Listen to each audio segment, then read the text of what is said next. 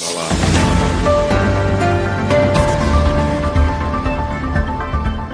Vou aproveitar, então, esse espacinho enquanto está subindo aqui. Gente, quero agradecer primeiro. Outro dia eu fiz uma promoção aqui com o meu livro, meu livro aqui, o Ela, grátis, na Amazon. E mais de 200 pessoas baixaram o livro. E eu botei de novo. Quem quiser baixar hoje, vai estar de graça. Só ir nesse endereço que eu vou botar aqui. Opa! E baixem lá. Quando está subindo aqui as coisas. Melo, eu voltei para te fazer uma pergunta. Depois, deixa onde a gente pode comprar os seus outros livros, por favor, tá? Sim. Eu estava pensando, puxa, eu preciso comprar os livros do Melo, mas eu não sabia aonde. Por favor, eu vou ficar nos bastidores. Boa. Olha, aqui, esse endereço aqui, que eu botei agora aqui, da Amazon, tá lá. Baixem e comentem. Gostou, tem lá, bota umas estrelinhas, etc. Vamos lá para o Fórum Mídias de hoje, dia 27 de fevereiro de 2026. Isso aqui é um print da imagem daquele vazamento ilegal de um grampo feito pela equipe do Sérgio Moro, na época da Lava Jato, na conversa da Dilma com o Lula, quando ela estava falando com ele que estava enviando o documento para ele e que o Jornal Nacional deu um grande destaque de um grampo ilegal. E por que eu estou voltando nesse assunto aqui hoje? Porque ontem o ministro Gilmar Mendes reagiu aos ataques incessantes que a mídia está fazendo ao STF. Começou com Alexandre de Moraes, depois veio para cima do Toffoli, agora no caso Master, e continua em cima do Alexandre de Moraes, numa tentativa de encilhar o STF, botar um cabresto no STF e fazer as movimentações que interessam a mídia. A anistia do Bolsonaro e principalmente dos generais militares. O ministro Gilmar Mendes foi para cima, denunciou a parcialidade da mídia, denunciou esses ataques da mídia, né? Vamos ver aqui essa fala do ministro Gilmar Mendes, muito importante, e aí nós vamos comentar em cima neste Fórum Mídias de hoje. Chegasse ao Brasil nesses tempos, agora, e acompanhasse apenas o noticiário dos últimos dias, ele provavelmente imaginaria que todos os problemas do país se restringem ao Supremo e que essa seria a única instituição brasileira a merecer aprimoramentos. A propósito dessas idiosincrasias, também causa perplexidade, presidente, que os mesmos veículos que exaltaram a Lava Jato não tenham feito até hoje um meia-culpa ante os abusos comprovados pelos documentos da Operação Spoofing. Como todos sabem, e eu não quero constranger ninguém, muitos jornalistas importantes, hoje talvez até promovidos na mídia qualificada, eram ghostwriters de Moro e companhia. E vejam, Moro precisava de ter ghostwriters, porque talvez não soubesse escrever com G ou com J a palavra tigela.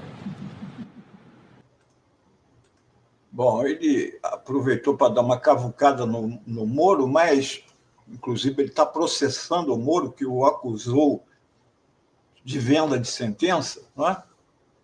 Então, ele aproveitou isso, mas a resposta mais firme dele foi exatamente contra a mídia, que vem emparedando o STF com esse negócio deles fazerem uma autocontenção, deles fazerem uma autocrítica, e etc, e etc, etc. Mas aí ele lembrou da parceria, né, de grande parte do jogo, estava falando diretamente da Rede Globo. Não é?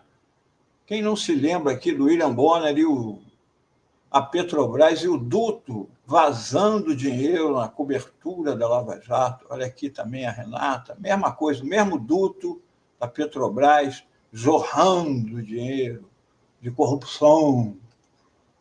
Aqui, os irmãos Marinho premiando o Sérgio Moro, essa triste figura, patética figura, que foi alçada juiz pela Rede Globo, alçada herói pela Rede Globo. Aqui, um trecho de uma matéria do Intercept, porque eu quis fazer, por causa de problema de energia e tudo, aqui tive dificuldade. Então, isso aqui está bem resumido. Eu vou fazer um programa maior sobre isso, as relações da Rede Globo, principalmente, com a Lava Jato. Isso aqui do Intercept. Por anos, a Globo trabalhou com a Operação Lava Jato numa parceria de benefício mútuo. O arquivo da Vaza Jato mostra, da Operação Spoofing, né, mostra que a força-tarefa da Lava Jato antecipava informações para o jornalismo da Globo e dava, inclusive, dicas para achar detalhes quentes nas denúncias. E a Globo usava esses furos que recebia dos procuradores da Lava Jato para aumentar a sua audiência e também usava para amplificar o ponto de vista dos procuradores. O espaço que a Globo dava para a defesa dos suspeitos, né, era sempre aquela fala do advogado bem cortada, bem editada ali no rodapé da matéria. Não, era um detalhezinho, tipo assim, a defesa discorda do não sei o que lá. Mas elas fazem uma matéria de 20 minutos e dão... A parceria da Globo com a Lava Jato foi fundamental para consolidar a imagem de heróis que os procuradores e o juiz e ex-ministro da Justiça, Sérgio Moro, sustentaram por anos. Aqui é um trecho do que... Porque, quem não lembra, a Operação Spoofing foi um hacker que conseguiu acesso ao Telegram do Deltan Dallagnol, e lá ele baixou todas as mensagens do Telegram do Deltan Dallagnol.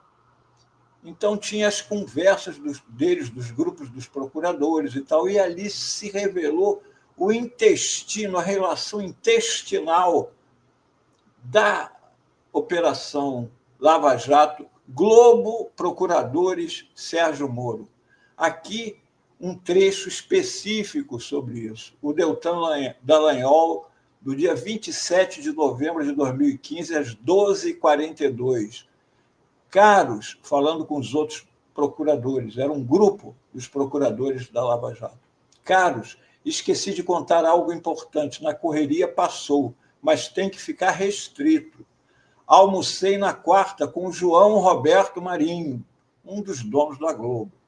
É ele quem, segundo muitos, manda de fato na Globo, responsável pela área editorial do grupo, a pessoa que mais manda na área de comunicação no país. Quem marcou foi o João Falcão. Para evitar repercussão negativa, foi na causa do Falcão. Falei do grupo, do trabalho e das medidas. Falei ao João Roberto Marinho, claro, da guerra da comunicação que há no caso.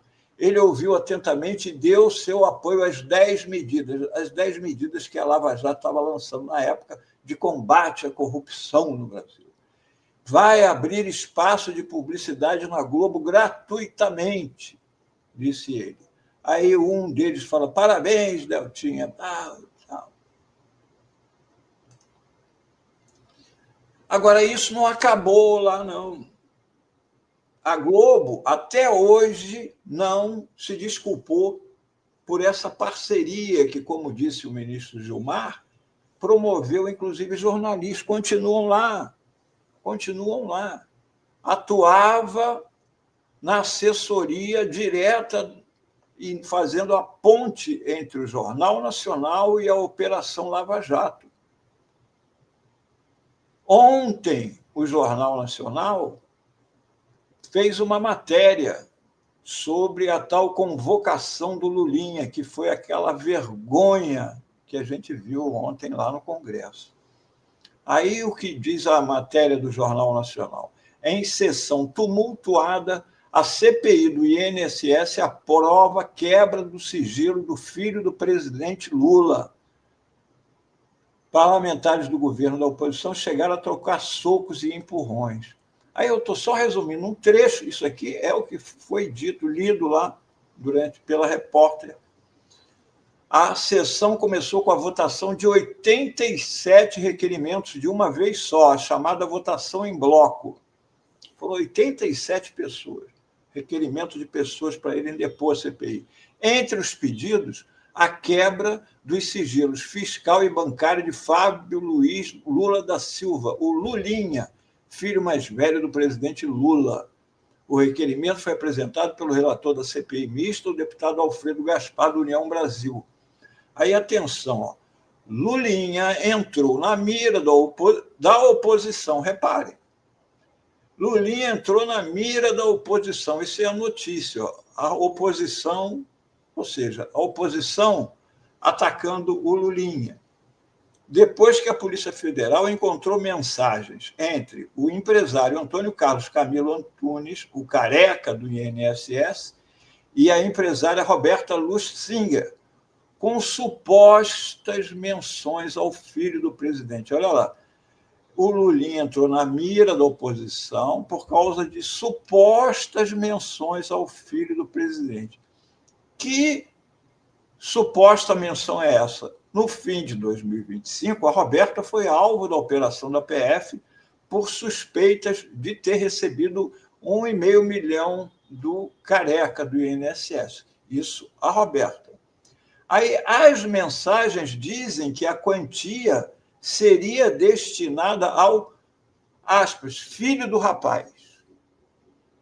Filho do rapaz, a oposição, como disse a matéria, entendeu como o rapaz sendo o Lula, e logo o filho do rapaz sendo o Lulinha.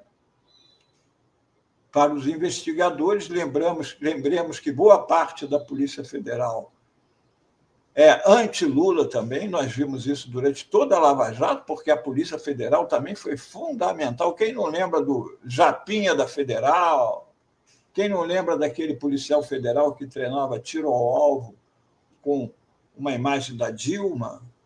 Hein? A Polícia Federal também tem muita gente lavajatista até hoje.